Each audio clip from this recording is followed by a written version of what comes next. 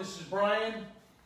We're hopefully this week was informative for you when it comes to rope lighting, how to repair, how to extend, how to basically use connectors, go different directions, how to do it properly. So what we never did go over was how you can install them. And we thought we'd throw a little twist in there and say how not to install them and see if we can cut down on people having issues. So, Brian, take it away. Well, we just brought out a couple little things here, Tom.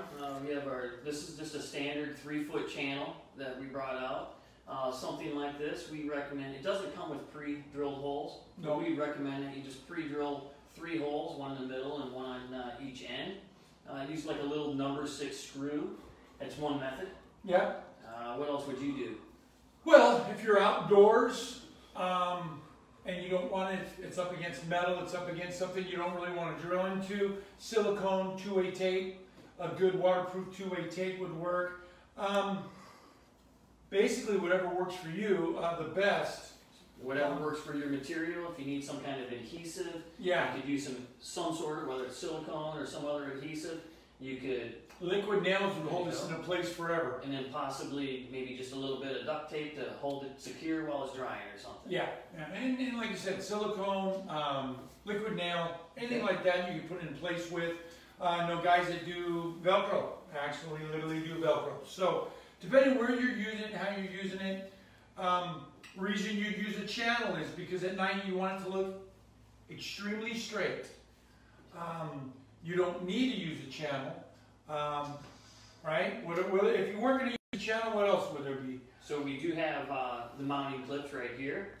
These are just standard. They're plastic mounting clips. 1 or 2 screws if you want. Just a little, like a little number 6 screw is all it takes. A nail, small little nail. You could also glue these in place. You could double stick them in place. We usually recommend using a mounting clip about every 12 inches. So every 12 inches, this doesn't weigh that much in 12 inches. Right. It does the entire roll, probably 150 foot of it does weigh approximately 16 pounds. So if you have enough of these, one won't cut it. No.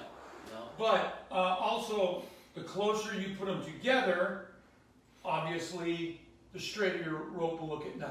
Yes. So avoid sag. Yeah, if you want to avoid sagging, bring them into 6 inches, something like that. Also, when you're doing it, although it has 2 screw holes in it, because the rope will hold it from moving. So you only really need to put 1 in, but you can simply put 2 in, it's up to you. When you're putting it on, you want to make sure that you're very gentle putting it in, push it in gentle, support it, and if you're ever removing it, don't just jerk it down because they'll snap. Okay. So there's a lot of different methods. People have I talked to a lot of people that have a lot of ingenuity out there and they have imagination. So there's a lot of ways to secure your rope light. A real common way, Tom, you have a couple things over there. Yeah, people like to go on eaves. People like to go on railings, right? Fences, things like that. Chain link fences. Chain link fences. You're lighting up an area, you're doing things like that. Just a simple zip tie that you can pick up at any hardware store or, basically Harbor Freight's got them at a killer price. These work very well. When you do that, when you use that, you don't need, to try to cut off anybody's blood circulation. They also make a zip tie, although of course I didn't have one, that has a loop on the top. And what that is for is secure it. You could actually screw it into that and then, screw it into something. Okay. Then loop it around, hold your... All right. So yeah, we've seen a lot of really cool pictures that our customers have sent us. We've seen all kinds of artwork that they've made, whether it's on their fence in their backyard or anything like that. So that would be a really good method to attach it to your fence if you wanted to. Right. A little screw and a little zip tie and zip it on and you're done. Yeah. Or if you have like a top rail, you can zip around the top rail. A couple other things that we were mentioning. When you do use the channel, you were mentioning that some people will call up and say it kind of looks high and low. It doesn't look like an even light. So how do they stop that? Okay, so basically the rope light has 2 conductor wires that run all the way through it. They're continuous. And those conductor wires are close to each other. They're probably, right here, this is maybe the 2 o'clock and 10 o'clock position here, 2 and 10. And so it's offset. It's offset. So when you're snapping your rope light into your channel, just pay attention to those conductor wires. It doesn't matter where they're at, but what does matter is that you're putting them consistently in the channel. So if your conductor wires are down, snapping, always keep them down. Don't let the rope light twist and turn. Because it will have a tendency. It can change color. So if this twists like this could be brighter than this section. Right. So keep the wires all facing the same direction. So, couple of the don'ts. These are all the do's and how-tos. So now the fun part. We do see some interesting things done. It is called rope light only because it's linear like a rope, but it's not a piece of rope. Don't go around a pole and tie it off. Don't expend it 150 feet, let it dangle off the side of your tree. You will pull it apart, right? We've had some dandies. We have seen exactly what he was described. Mounted to an eave like this with, what do you call the U-bolt? The cable. Yeah, cable mounted ties. like this with cable ties going 100 feet. Yeah. That's my favorite. Yes, exactly. And what's that going to do? Remember, this is a light fixture. There's diodes, not light bulbs anymore, but diodes every inch. Wires, solder joints. Treat it as it is a light fixture versus a piece of rope, and you'll have a lot less damage during install. Right. We have to talk about a couple things just because it's very common. A lot of times people will run these on the bottom side of their decks. Maybe they have a 2-story deck and they want to drill small holes through their floor joists and pull it through there. Right. Perfectly fine. Drill one though that's a little bit larger than this, and do not pull it through that hole. Feed it through each and every hole. Any pulling or yanking on it will, like you said, loosen those solders, loosen the wires inside there, and it will definitely damage it. So that is one of the main things right there. Pulling it through a hole like a floor joist, like a hole in a floor joist or something like that. That's one. And I think the second most common is when you're weaving it in and out of balusters on your handrail. You have to feed it through them. You cannot pull it because after you get to 3 or 4 balusters, there's a lot of tension on there.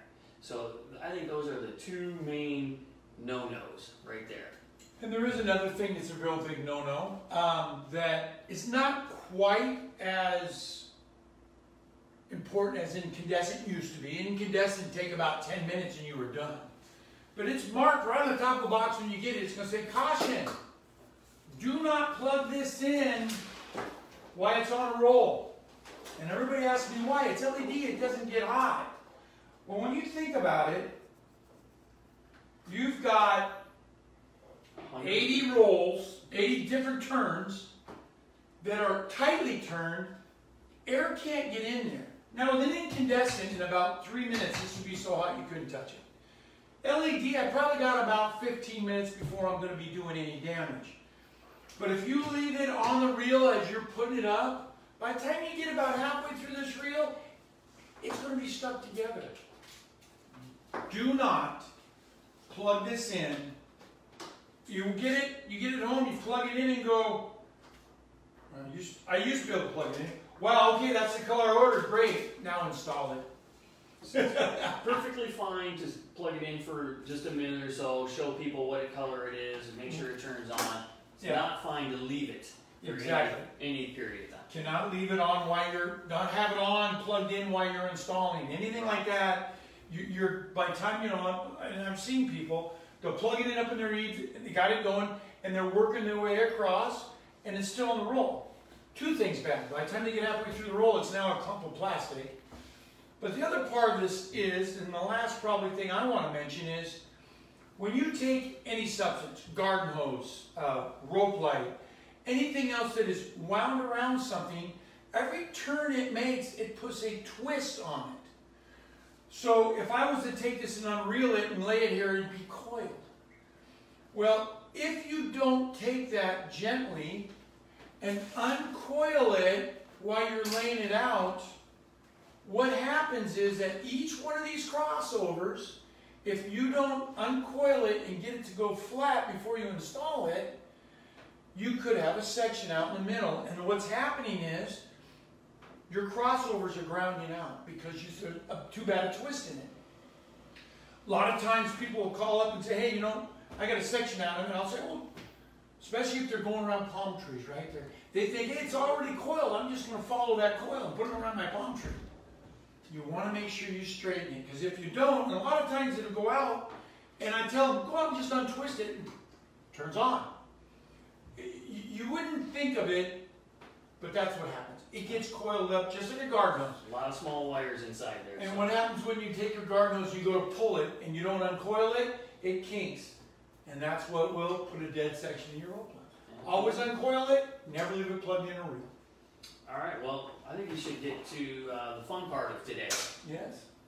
So Free Fixture Friday. Free Fixture Friday. So if you share this video publicly, that's the key, publicly, you will receive this guy right here. So this is we call it 18, it's really 17-foot, 6-inch piece of cool white rope light. Tom, light us up there. Yeah. So, great for anything. Behind cove molding, on your railings, around your porch. There you have it. And great little piece. Share it like Brian says publicly. Then you can turn that public setting right back to private. And we're not doing that because we just want to do it so we can see you. That we can contact you. And if you share it without doing that, we just know we get a share. We get a share. We don't know who shared it. So that's the only reason we're asking that. And then we're only going to use it to contact and see where you want us to ship your free fixture. After that, we don't solicit in that way. Anyway, guys, I hope this was an informative Rope Light week. Season's coming up. Holiday is very Rope Light friendly. Starts in November, October for Halloween, all the way up through the holidays. People love to put Rope Light up. Stay tuned in the next few weeks when we have some ideas for there. There you go. As a little hint. And everybody enjoy your weekend. Thank you for joining us. Send us some comments and some wows, and we'll talk to everybody later.